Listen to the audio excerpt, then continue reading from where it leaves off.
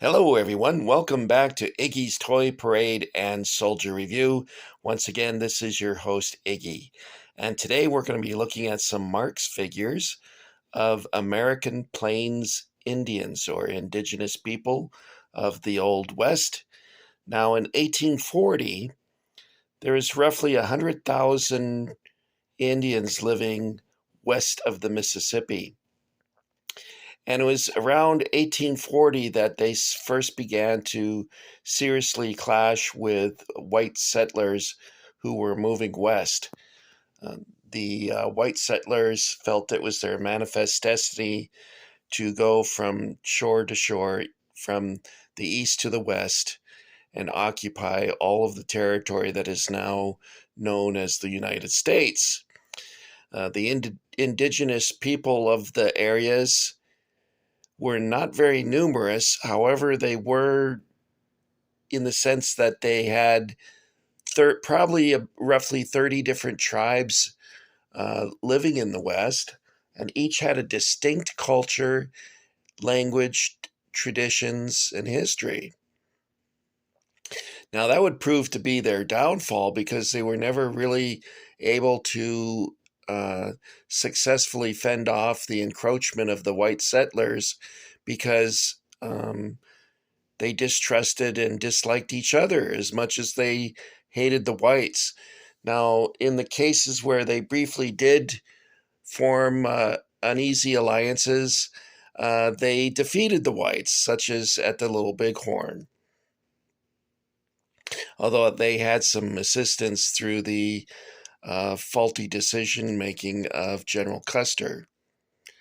Although, to be fair to Custer, the methods he employed at the Little Bighorn worked for him successfully in previous battles. And also during the American Civil War, the boldness of his attacks proved to be quite successful for him. And that's how he became a general at such a young age. If you take a look at this guy back here, I gotta say, he scares the bejesus out of me. You can just picture him not saying a word and just walking up to you and smashing your brains open with a tomahawk and feeling no guilt, no remorse, no pity. His glance, his stare looks very penetrating, fearless, and arrogant. This guy knows that he's superior to the whites who are coming into his land. And I gotta say, it's when I was a boy, Indians scared me, and they still do. I suppose that's not very woke, I guess, is what they call it nowadays. But you can see why whites were frightened. And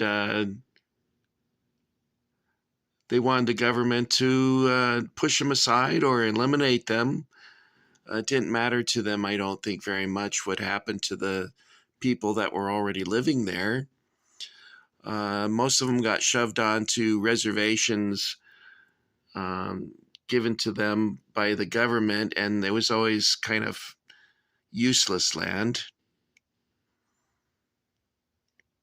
and quite often very far from where they considered their home to be. This is I think that's an Apache boy, according to the description.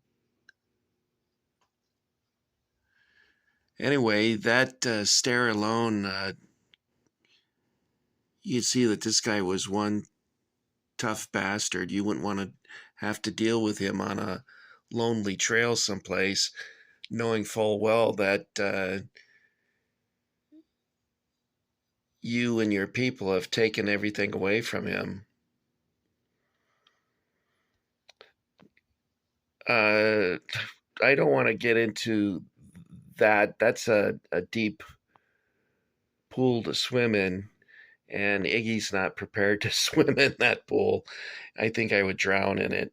Anyway, I was speaking metaphorically, of course. These particular Indians are all Marx figures, and unlike the other figures I showed you, these are stamped with the official Marx toy logo. It has an X and it says MAR with a big X.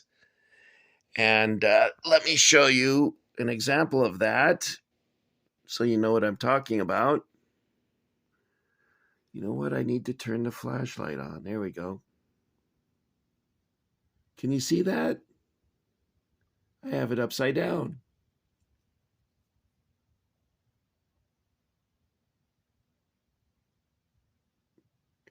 Now, these are all 54 millimeter or 132 scale, so they began appearing in 1956. Prior to that, they had 60 millimeter Indians, which you see over here. Now, these are all reproductions. They're not marked in any way. But I think they're I had original Indians back in 2007. I think I bought some Fort Apache parts, and it came with a whole bunch of Indians. I mean, a lot of them. And I didn't know what they were. I didn't realize that they were Indians from the various earliest days of Marx's Fort Apache playset. And some of them that you see here, although the seeded ones came a little bit later. And in fact, that's a really interesting group. They have two chiefs sitting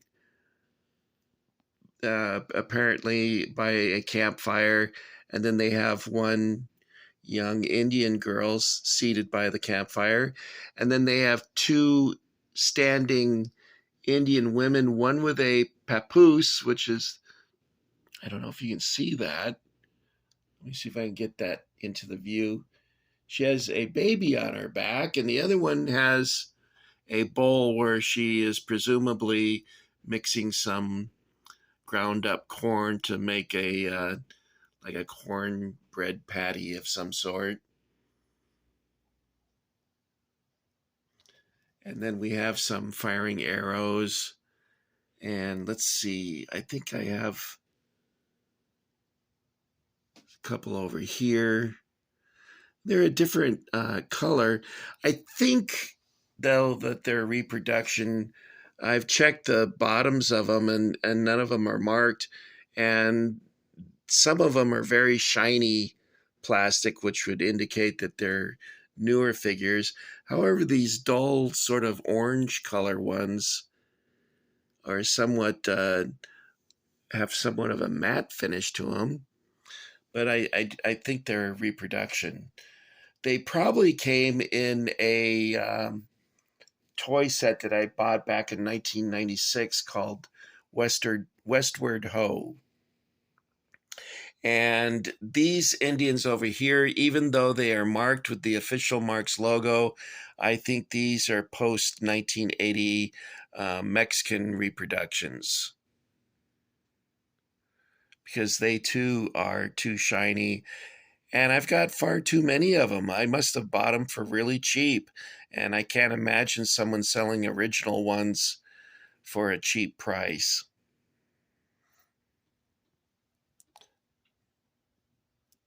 These totem poles, of course, are not Plains Indians. That would be Northwest American and Canadian Indians had the totem poles. And they were not used for religious purposes, but more to tell a family story or commemorate a event or a successful hunt or spirit animals, things like that. Their favorite animals, maybe the horse or dog that they were very fond of. This guy's giving me the chills.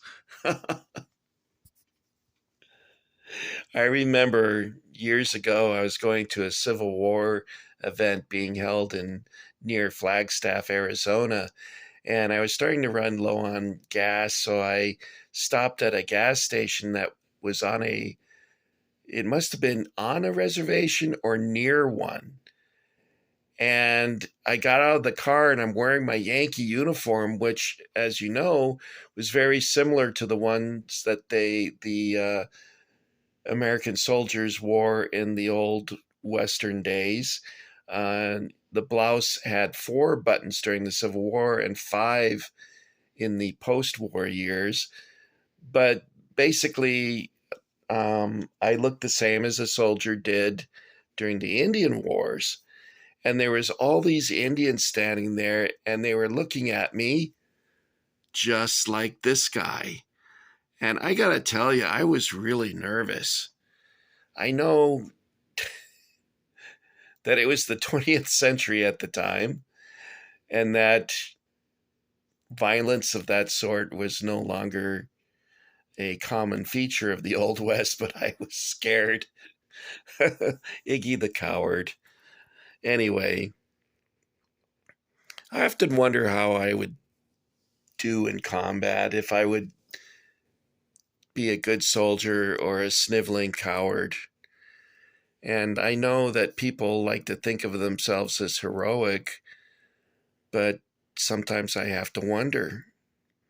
Since I've never faced a dangerous situation like that, I really don't know. Anyway, I'm getting off the dusty trail there a little bit. But these figures are fun. Now, the only thing that I would say that I would have done if I was sculpting these for Marx is add maybe 1 or 2 Indians with rifles, because they did trade beaver pelt, buffalo skins, things like that for rifles.